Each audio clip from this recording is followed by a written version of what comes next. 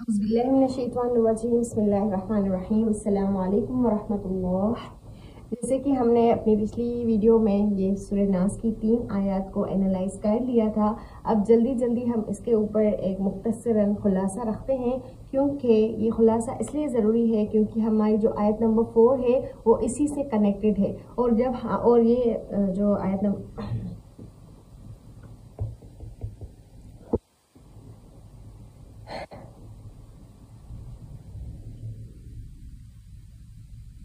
बिस्मिल्लाहिर्रहमानिर्रहीम अस्सलामु अलैकुम वरहमतुल्लाह।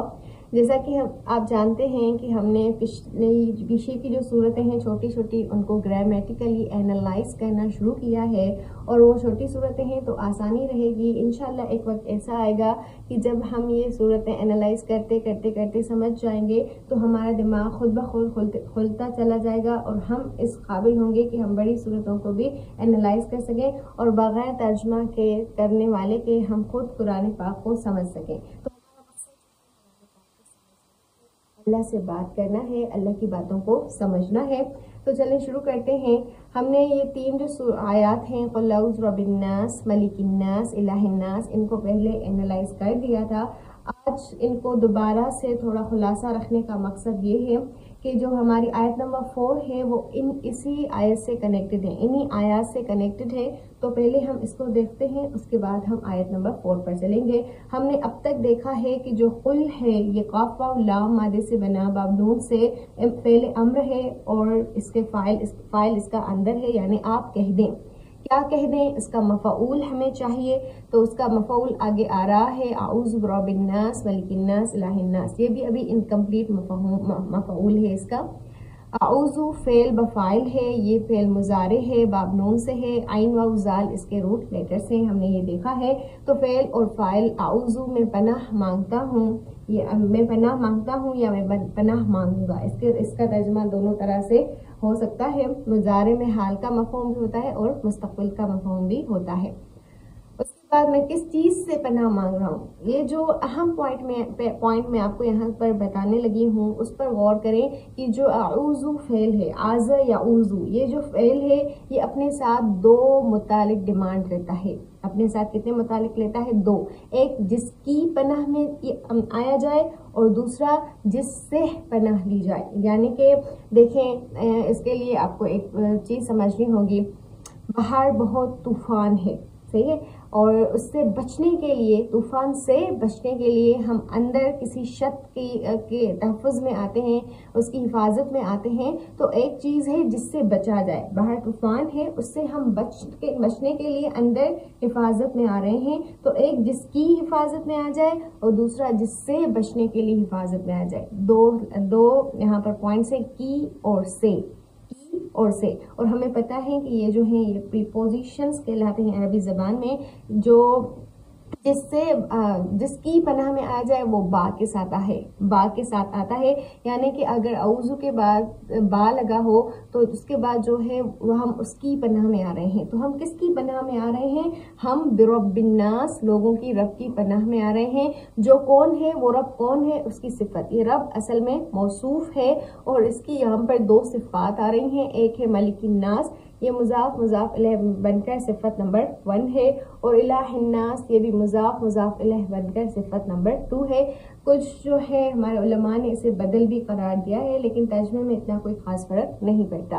खैर, तो रब्बी मौसूफ, मलिकिन्नास सिफत नंबर 1 और इलाहिन्नास सिफत नंबर 2। मौसूफ अपने दोनों सिफात से मिलकर बना मुजाफ, और मुजाफ इलैह और अन्नास, रब्ब मुजाफ और अन्नास इसका मुजाफ इलैह, यानी लोगों का रब।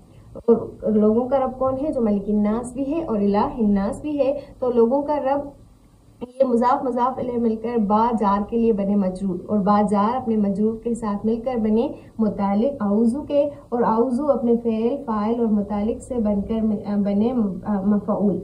पहले अम्र अपने फेल अपने फाइल और मफऊल से मिलकर ये बना जुमला फेलिया इंशाइया, क्योंकि खबरिया नहीं है, इंशाइया है, क्योंकि ये पहले अम्र है। अब तक इतना हमने पहले भी समझ रखा था। अब हम अपनी चौथी आयत की तरफ चलते हैं और वो होगा आउज़ू का मुतालिक नंबर 2। यूँ समझें कि ये जो मुतालिक है ये आउज़ू का मुतालिक नंबर 1 है, यानी हम जिसकी पनाह में आ रहे हैं। अब हम देखते हैं कि हम किससे बचने के लिए पनाह में आ गए हैं। तो हमारी आयत नंबर 4 है मिन शर्रिल वस्वासिल खन्नास।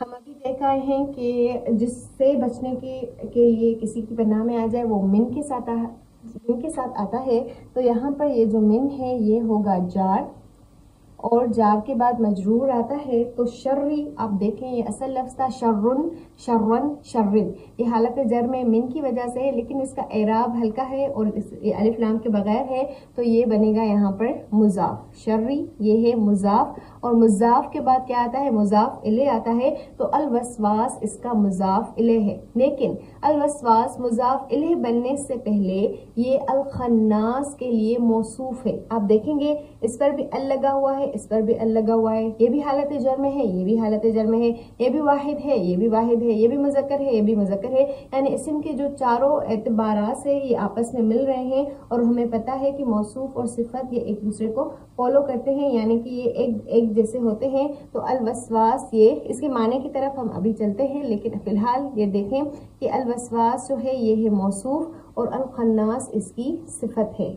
अल वसवास मौसूफ और अल खन्नास इसकी सिफत है, और मौसूफ और सिफत ये दोनों मिलकर बने मुजाफ इलैह, और मुजाफ इलैह मिलकर ये बने मुतालिक मजरूर जार के लिए, और जार अपने मजरूर से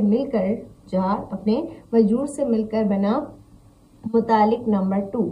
आज़ा या उज़ू फ़ेल का मुतालिक नंबर 1 जो हम पहले पढ़ आए हैं, और ये मुतालिक नंबर 2। अब हम इसके माने पे बात करते हैं। मिन शर्री बुराई से, शर से, किसके शर से? हम अल्लाह की पनाह में तो आ गए, जो रब्बिन नास है, मलिकिन नास है, इलाहिन नास है। अल्लाह ताला की 3 जो है खुसूसियात यहाँ पर अल्लाह ताला ने हमें बताई कि तुम्हारा रब कितना ताकतवर है, जो मालिक भी है, जो इलाह भी है, जो रब भी है।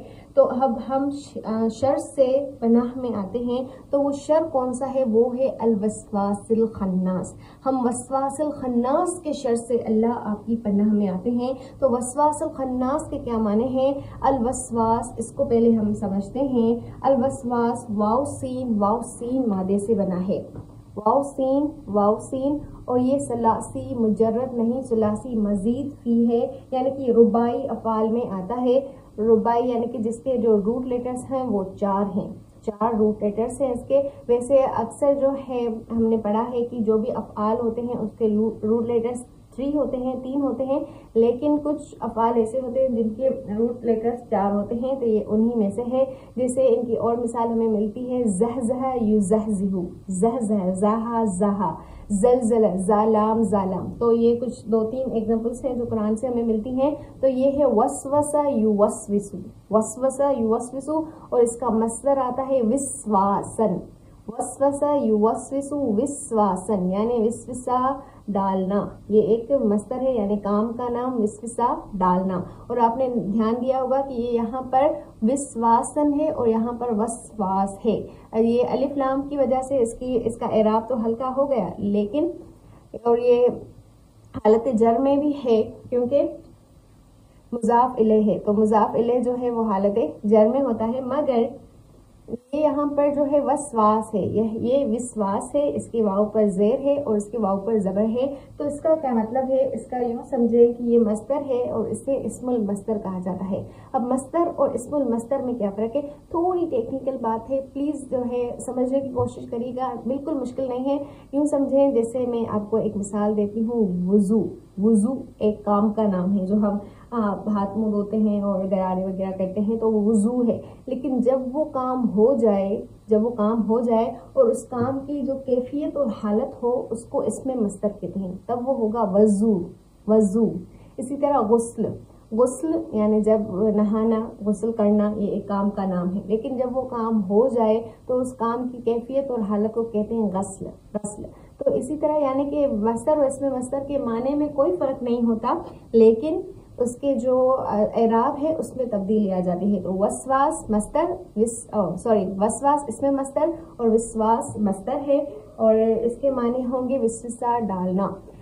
وسوسہ ڈالنے کے شرط سے یہ تھوڑی ترجمہ ٹھیک نہیں بیٹھ رہا، اس لیے اس کا ایک اور جو ہے کیا جاتا ہے وہ یہ کہ یہ اسم صفت ہے. الوسواس صفت ہے، یعنی وسوسہ ڈالنے، اور جو صفت ہے وہ اسم الفاعل کے معنی میں آتی ہے. تو ہم وسواس کو صفت قرار دیں گے، اور صفت جو ہے اسم الفاعل کے معنی دیتے ہیں، تو اس کا ترجمہ ہوگا وسوسہ ڈالنے والا.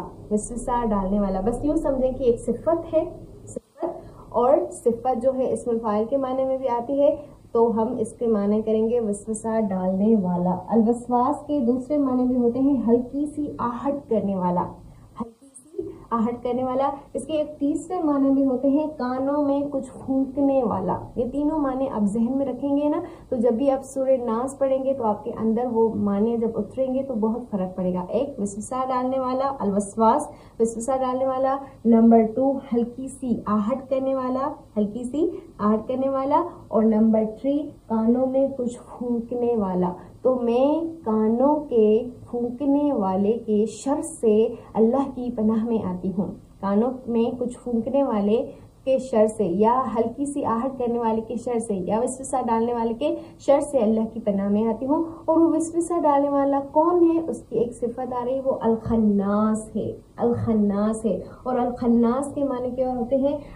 الخناس کے بارے میں ایک بات سمجھ لیں کہ یہ جو ہے یہ اسم مبالغے کا صیغہ ہے.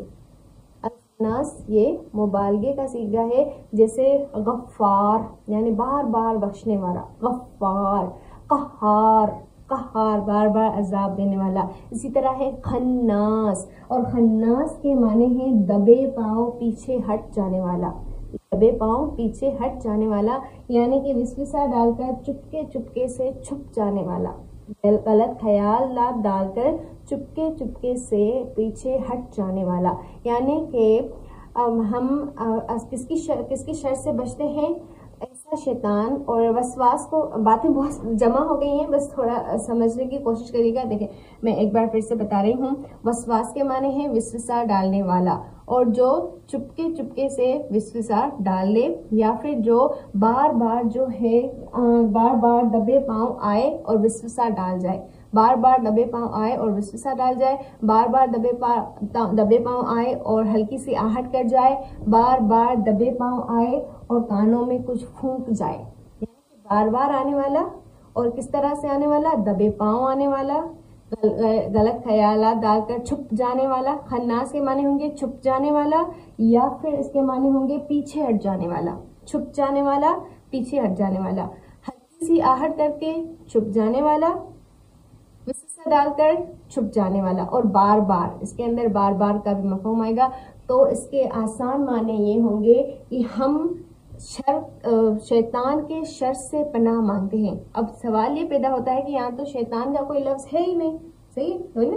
شیطان تو یہاں پر کوئی ہے ہی نہیں. تو الوسواس کو شیطان بھی کہا گیا ہے. کیوں؟ کیونکہ وہ کثرت سے وسوسے ڈالتا ہے نا. یعنی کہ وہ آپ نماز کا ہی سوچیں، نماز میں ہمارے کتنے اندر کتنی بار جو ہے شیطان آتا ہے، یا جب ہم صدقہ کرنا چاہتے ہیں تو وہ کتنی مرتبہ ہمیں روکتا ہے. اسی طرح کوئی بھی نیکی ہو تو بار بار کبھی ادھر سے کبھی ادھر سے کبھی ادھر سے آ کر جو ہے ہلکی سی آہٹ کر جاتا ہے، کانوں میں کچھ پھونک جاتا ہے، وسوسہ ڈال لیتا ہے. تو الوسواس شیطان کو بھی کہا گیا ہے کیونکہ وہ کثرت سے وسوسے ڈالتا ہے، تو بس اس کا نام بھی وسواس رکھا گیا. خیر، تو اس کے معنی ہوں گے ہم بار بار وسوسہ ڈالنے والے کے شر سے پناہ مانگتے ہیں جو وسوسہ ڈال کر پیچھے چھپ جاتا ہے.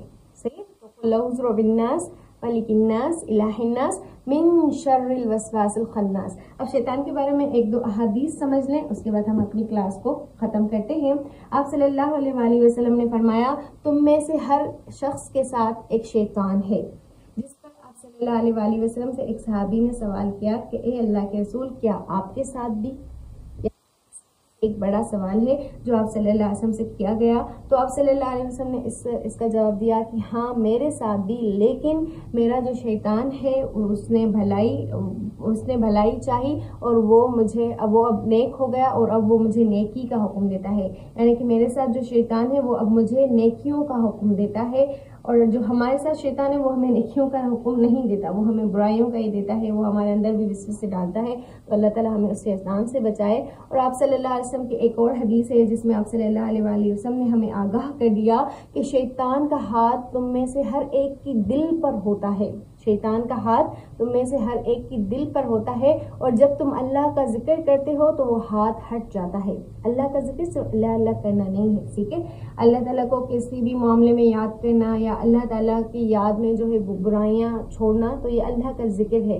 تو جب تم اللہ کا ذکر کرتے ہو تو وہ ہٹ جاتا ہے، اور پھر جب تم اللہ کا ذکر نہیں کرتے تو وہ تمہارے پورے دل پر قبضہ کر لیتا ہے، اور یہ الوسواس الخناس ہے۔ یہ آپ سے نے فرمایا جب وہ ہمارے پورے دل پر قبضہ کر لے تو یہ الوسواس الخناس ہے۔ تو اللہ تعالیٰ ہمیں الوسواس الخناس کے شر سے بچائے، آمین۔ پھر ہم ملتے ہیں آیت نمبر 5 اور 6 کے ساتھ۔ السلام علیکم۔